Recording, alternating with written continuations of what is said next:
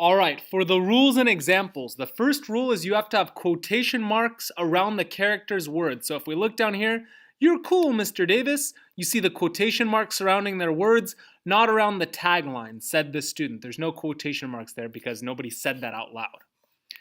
Second thing is you separate tags from dialogue with a comma. So if we look here, "You're cool, Mr. Davis," and then there's a comma, "said the student." That's the tagline right there. A comma separates the dialogue from the tagline. Unless it is an exclamation or a comma. So here if you look, we've got this "I know," and then there's that exclamation mark. Mr. Davis yelled as he fist pumped and danced. This happens like every day in class, by the way. And then if it were a question, you would also, instead of putting a comma, you'd put the question mark.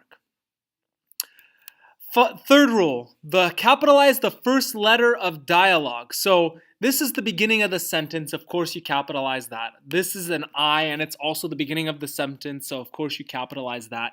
But let's take a look at this last piece. The student replied, and then we've got a comma following that rule of separating our tagline from our dialogue with commas. And check out this M. It is a capital M because you always capitalize the first letter of dialogue. Man, do I love this class. Finally, the last rule is you start a new paragraph every time the speaker changes. So you can see the student speaking here. Then when Mr. Davis replies, it starts a new paragraph. I hit tab and then it goes on. And then when the speaker changes again, when the student replies, I start a new paragraph. Those are the 4 rules for punctuating most dialogue.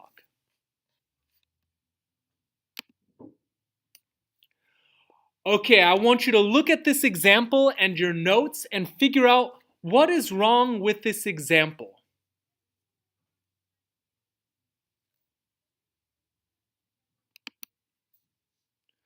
All right, here's another example coming your way. We have this dialogue between 2 characters. I want you to figure out what is wrong with this example based on the rules that we've learned.